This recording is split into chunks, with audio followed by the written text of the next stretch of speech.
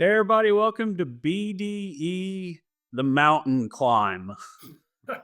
Mark and I have spent the last 55 minutes trying to address the technological needs of the podcasting remote, and it's been an absolute shit show. But because we're so dedicated to our audience, we said fuck it and did it anyway. So here we are. Still no Kirk. Yeah, and he's not responsive. So it's Wednesday night. What could it be? I have no idea. Maybe we should send a patrol out to the men's club or Rick's or wherever and find whatever he's trolling. I think golf influencer world is 24/7. I think so too. It's kind of sad. Is this like the moment we've realized we've been jilted? Right before the holidays, always the best time. Yeah, right there for Thanksgiving. All right. Well, let's go ahead and record this. Let's jump in. Hold on. Drum roll, please. We have a new Secretary of Energy nominee. Lay it on us, Mark. I heard something about that. What was it? 5 days ago? Yeah, Chris Wright, who was apparently pretty heavily promoted by Harold Hamm, who has also been, I think, the industry's highest profile and most impactful voice for pragmatism. If you've gone and read, he's the CEO of Liberty Energy, which is a frontline OFS provider, stimulation. I think I heard a stat the other day, maybe it was from him, describing on a podcast or an interview that Liberty is responsible for 20% of the wells in North America that are stimulated, which is a pretty big number. And going forward, 100% of the wells in the Beetaloo Basin in Australia. First saw Chris in his role several years ago. He came and did one of our CEO luncheons, and it was a fireside chat format with Maynard. And just remembered, or as Roger Clemens once famously said, maybe I misremembered, that he was an early pioneer with Mitchell Energy in the Barnett Shale. So he's been all about and front and center in the revolution that started back in the late 90s with Mitchell and the Barnett. I'm just, my first reaction was, given, I would argue, fairly idealistic, if not misinformed policy leadership, not only in this past or in the current administration, but in several administrations before. And as we've been talking about the shifting policy landscape of the leadership, the need for more scientific, technical foundation in the leadership part of policymaking. And I think we couldn't have gotten a better candidate or appointee to the Secretary of Energy spot than Chris. I mean, I was talking with Sheffield Brian this morning we did the Ask Me Anything on Collide.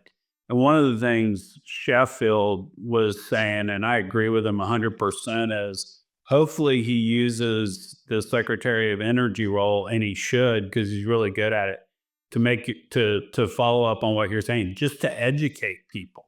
I mean, literally, he'll have a high profile spot. Trump will point to him all the time, and he'll be educating folks on this so we can get some more informed policy decision. Because, at the end of the day, there's nothing you can do about kind of the hardcore environmental, but there is a wide swath in the middle that when you educate them on, hey, if you want renewables, you do have to build a power line here. Yeah, and I think one of the biggest waves in the electorate was the young men who were the predominant constituent or listener to the long form podcasts. And that in and of itself is an education if you've got the interest and attention span to listen much more deeply about the nuanced aspects of not only who someone is, but how they think and what they think. And if anybody's been paying attention to what Chris has been saying over the last several years and need a refresher, the 180-page Bettering Human Lives, I think it was described as the most fulsome walk through all the issues that impact upon energy. Of course, immediately upon his announcement, the popular press is picking up the narrative. I think I read in 3 different mainstream publications, he was described as either an oil boss or a fracking boss. So boss was one of the talking point words for headlines announcing his appointment or his nomination. So if you look at his background, he's been an investor and is on the board of Oklo. Well, what has Oklo done with oil and gas here in the last little while? They are part of that memorandum of understanding that we've talked about, Diamondback, for SMR development for off-grid oil field power. Now, that's way off on the horizon, but if you look more deeply in his background, there's quite a bit of depth there and involvement and curiosity and interest in things like small modular reactors or nuclear in general. And then in his more distant past has had some involvement with solar. And the points, I think the clearest point is that, and it gets lost in the noise or spun inaccurately, is that, he immediately wears the label of climate denier when he said that, he does believe there's evidence of what's happened since 1850 has been a significant influence on the temperature trend that we've seen. But he also qualifies that and says this is not the most urgent priority for the world. And, what he frames and discusses in bettering human lives is really about more urgent issues in his mind. And I think most of the developing world would agree are issues like human health, pollution, clean water, etc. So catastrophic climate change or tipping point climate change is pretty far down the list behind some important priorities that are about the human condition and human flourishing. Yeah, and you're never going to get past that with certain people on the environmentalist side, because I mean it's not about, at the end of the day, it's not about climate change. It's about, I need to be in charge of your money and control you. So, we're not going to get past that, but hopefully we can have a reasonable discussion where we have trade-offs like, oh, by the way, your lifespan doubles once you start burning hydrocarbons instead of wood and dung in your house. That's a good thing. Now, how do we measure that against possible climate change over the future and make those balances and make those trade-offs? He'll be perfect in the role of kind of educator in chief, and hopefully folks will listen to him, read his book, and then hopefully that leads to people listening to Alex Epstein more, reading his book. I released a podcast this morning on Chuck Job with Scott Tanker.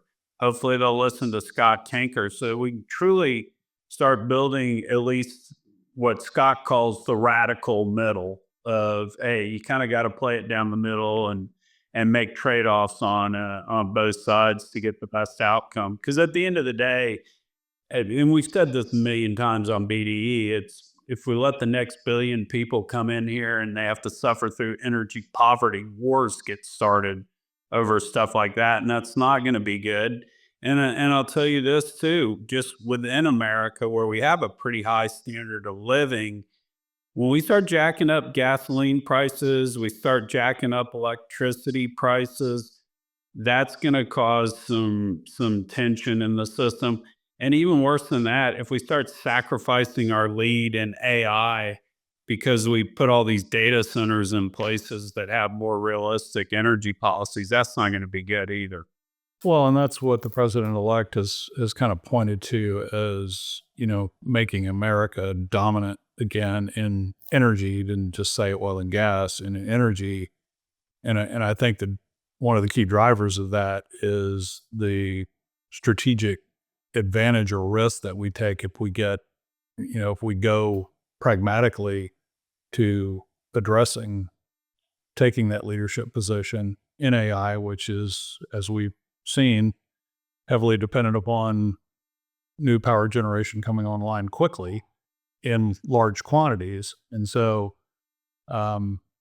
let's stop doing things that cede more strength and market share. We saw it in the LNG pause. On the immediate heels of that, there were a couple of long-term agreements signed with buyers and sellers who were not in the U.S., mostly in the Eastern Hemisphere and the Southern Hemisphere. And so the notion that we've got a singular solution, he has said explicitly, Chris has said explicitly, there is no energy transition as framed or envisioned in an idealistic framework, which is really also, as he points out, addresses only 20% of the energy mix, which is electricity. There's a lot of critical dependencies on things like generating process heat, fuel density, or energy density for aviation fuels, et cetera, that it just aren't going to go away because there are things on the horizon. There aren't things on the horizon that can replace those, just purely from a physics standpoint. And Chris, with an MIT mechanical engineering degree, understands that as well as anyone who's ever been in a policy-making leadership role. Well, and the other thing Sheffy talked about this morning is we hear time and time again about Putin. Well, our allies need energy in Europe, and they're not going to provide it themselves, right? They're going to wander off into la la land with, hopefully they come back, realize what nukes can do. It seems like the French have at least done that. The Germans haven't done it yet, but they need energy. And quite frankly, the energy that's going to be realistic to fight Putin off over the next 5 to 10 years is LNG. And and if we're not providing it, then that's the reason Putin can go march across Europe. And so let's flip this. When it gets really cold, I don't care where the molecules come from. Yeah, totally. Before we flip this into the Department of the Interior, because it's very related, I think people totally underappreciate it. I watched an interview with Milton Friedman today, and you know what he wanted to do with the Department of Energy? He basically said we can get rid of it, except to a degree that we need it for our military. Therefore, it'll be in the Department of Defense. God bless him. All right. Update us on the Department of the Interior pick and the head of the Energy National Council. Because I don't think, and give some color, because I don't think people realize how important the Department of the Interior is to the energy business. Well, and it's sometimes misunderstood that DOE has essentially jurisdiction over drill baby drill, for example. That's actually Interior. It's permission to or permits to drill on federal lands, BLM lands. So, the Department of Energy spends, I think, almost 50%. I think the number is 48% of its $52 or so billion budget on the seemingly obscure, at least to the layperson, and thinking about what the Department of Energy does on things like dealing with nuclear security. It has purview over the nation's nuclear weapons stockpile, for example. And so BLM is really the governor, no pun intended, with a former governor, Burgum from North Dakota, coming in to take over the leadership, not only of the Interior Department, but also this new Energy Council, which is multi-agency collaboration, addressing some of the interagency misalignments, because there's a need for more seamless alignment where there are permitting overlays or overlaps in terms of getting things done with different energy projects. My hope is, and I haven't seen it explicitly, that this Energy Council, on which both Doug Burgum and Chris Wright sit, Burgum has the chairmanship of the NEC.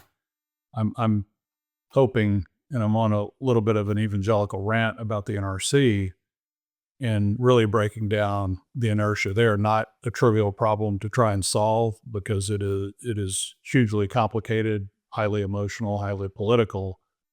But with this momentum, this bipartisan momentum, I think to the extent that we can have some trade-offs that get the agencies working in concert to actually implement this build out in nuclear, which I think everyone, at least in business and if you're a residential ratepayer, would certainly like to have more surety and reliability in your base load. Then we need this interagency coordination aspect to get on the same page, speak the same language.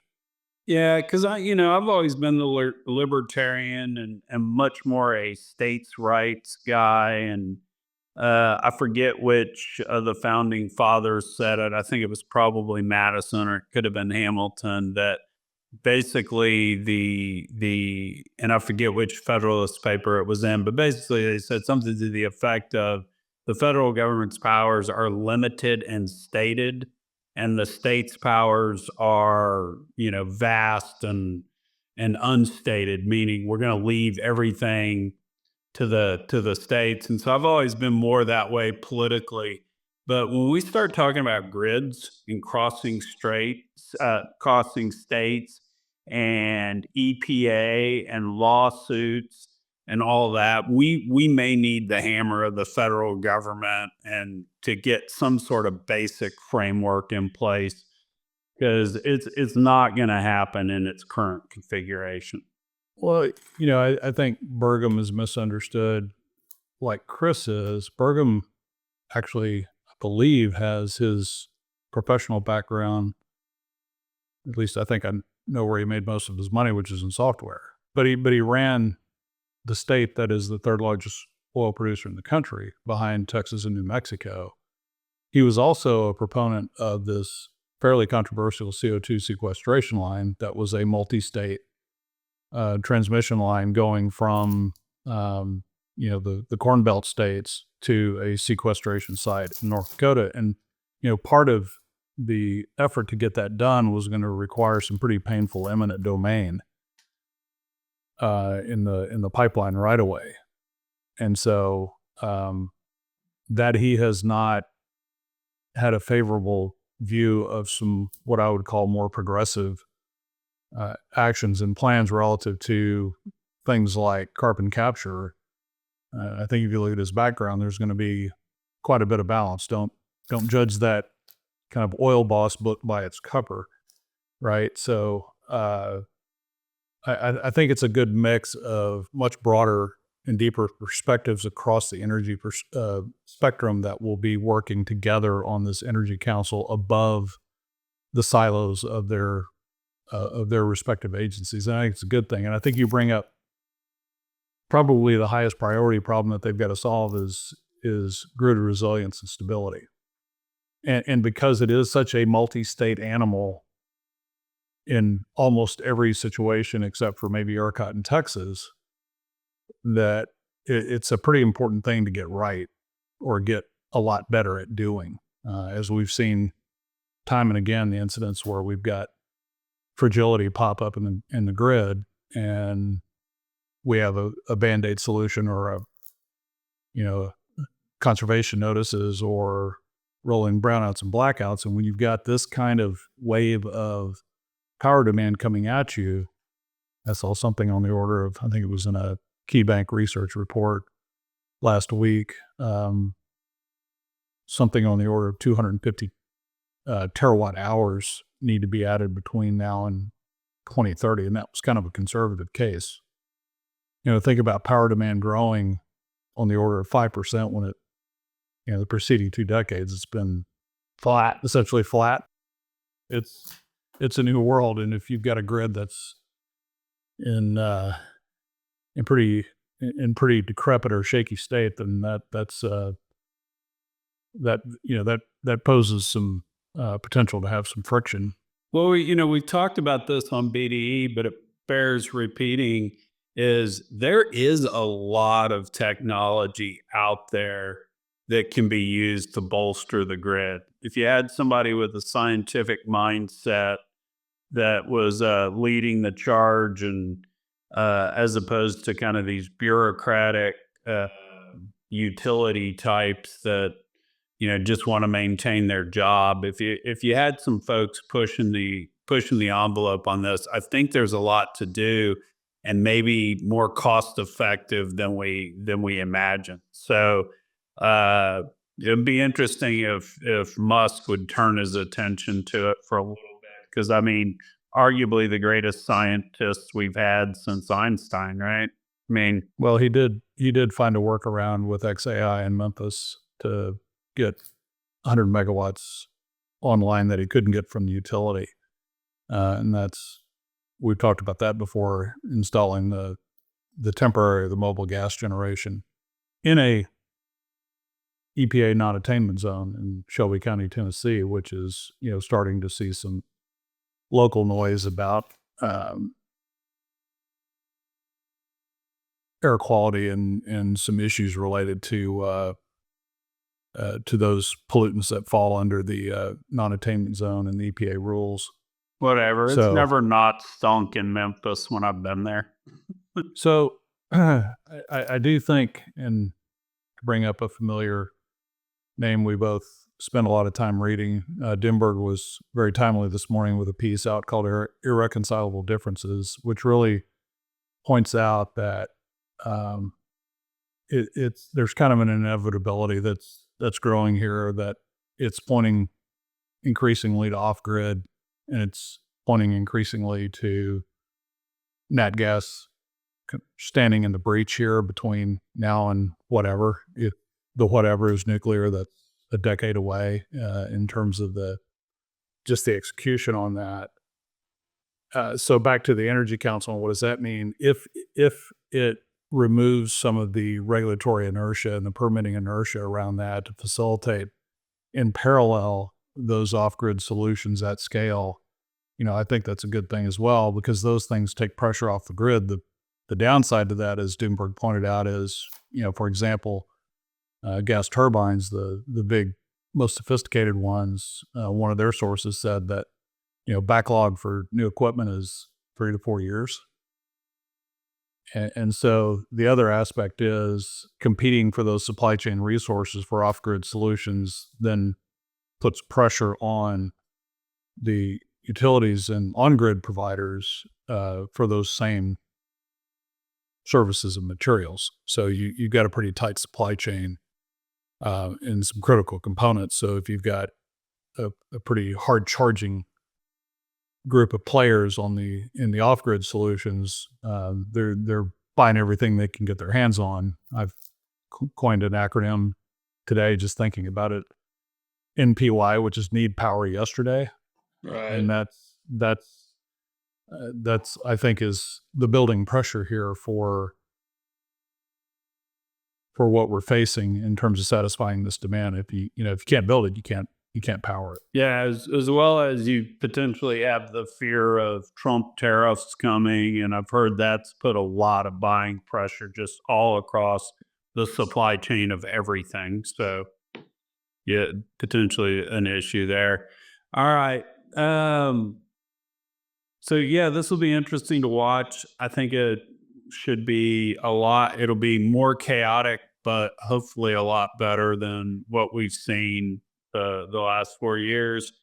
Turning our attention now to the world, was COP just a big old COP29? Was it just a big flame out? I didn't hear anything about it. This is the first I think we brought it up on BDE. Is it a big nothing burger? Well, we talked about it a little bit last week, and this was mainly in the context of who's not there.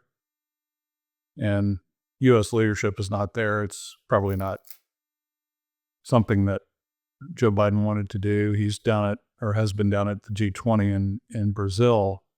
But there's a lot of political frontline leadership that's missing from this COP29. And this week, the second week, the last week of COP, is more focused on the finance aspect of I wrote it down, what's it called?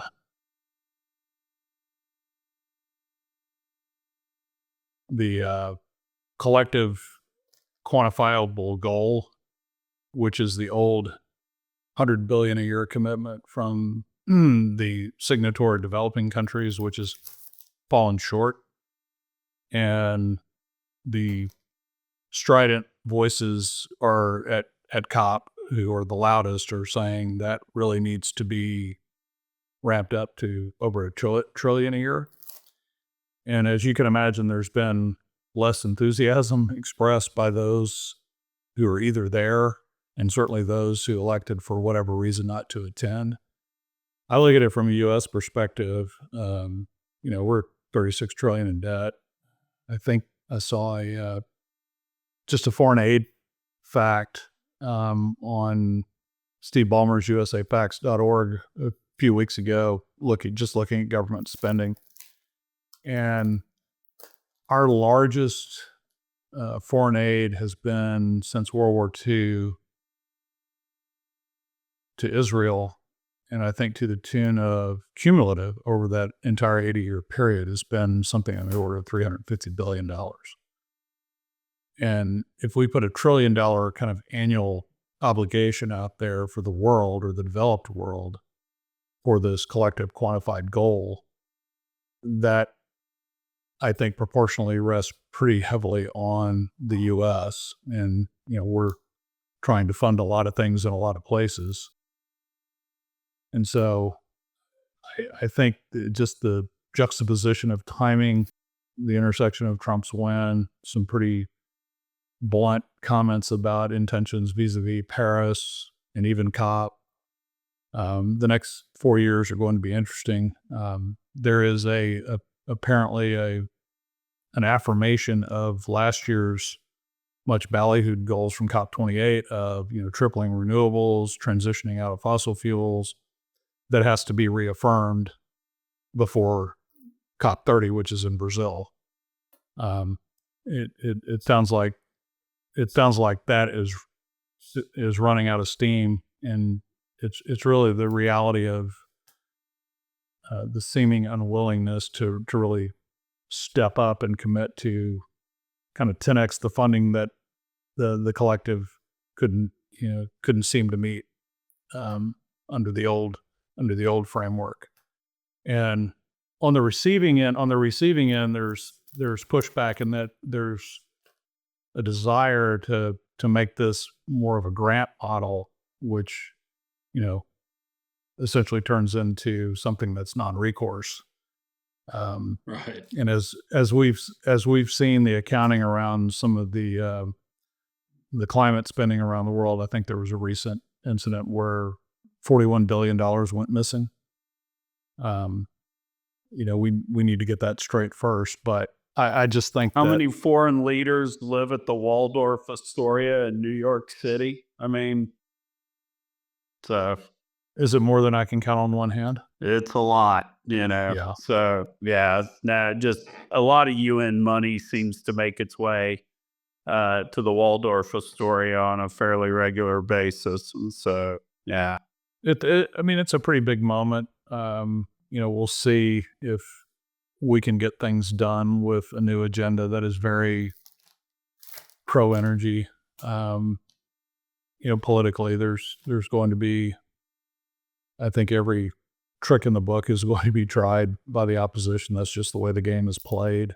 Yeah. But it's going to be an interesting transition of the term, at least. And I think if we can keep the momentum legislatively and in the courts and in the agencies, I think we've got a pretty good shot at making a pretty big difference in the next 4 years with the players that have been named so far that are going to be leading energy policy. And kind of the last thing I'll say on this is I listened to JD Vance talk on Rogan. Vance actually has a pretty good handle on the energy business in terms of just, he's talking it through, going, wind's a nothing burger. No idea why we're still messing with wind. Solar, there's some promise there, certainly some applications for it. And so I think him having a seat at the table is not going to hurt anything either. Yeah, and Rogan, on his part has not been, certainly not just been blindly aligned with pro-traditional energy, pro-fossil fuels. In fact, I would characterize just my interpretation of listening to him over the last couple of years at least is that he's still a bit Californianized when it comes to thinking about climate and the things that he's heard. But he'll talk to people and learn along the way. And it seems to me that his point of view has shifted a little bit based upon just thoughtful exploration intellectually of what this is all about, and that's a good thing. I think giving people voice outside of the soundbite or the structured interview, to the extent that takes root even more, it's a great unfiltered way to see what somebody's about, see if they're full of it or don't know what they're talking about, which I think is really important in certainly a technical subject matter area like energy. Yeah, no, I agree wholeheartedly. All right, it's 9:27. We've done everything we can for BDE. I'm ready to go to sleep. I'm an old man. Well, this was worth the effort, and it was fun. It was fun watching you turn the knobs trying to get the audio right. This is a platform with which at least I don't have much familiarity, but thank you for accommodating a remote show. Yeah, all good. It's gonna be Max's earpods that have some setting on them. That was the whole problem tonight. So I apologize. Before we go, what one, is there an archive of Sheffield's AMA? Yes. So Sheffield. Give us a teaser highlight. What was A lot of good life lessons. Talk us through what you do to start an E&P company. This and that. And so I thought Brian was good on that front. We kind of went deep on talking about the haters and just everybody that says daddy handed him a company, which nothing further from the truth. And he addressed that and talked through it. And then there were some silly questions too. Do you like golf or tennis better if you're doing business development in E&P? So it's a good hour. Definitely, good to hear from one of the leaders in our industry. Well, the answer to the haters too can be found in that car video that he did talking about drilling his first well. Yeah. Well, and the video he did talking about Ted Collins schooling him, that was Right. one of the things I'm beginning to appreciate. The great M&A guys are actually the folks that start off doing lots of small land deals. You buy a lease here, you don't have title, so you lost your money and stuff. You learn your lessons quick, and you get a lot of reps from that. So, yeah. All right, go to bed and give Max his earpods back. All righty. Good to see you. If you enjoyed this week's show, send it to a friend, drop us some comments, but be kind. It's late at night, and we'll see you next week.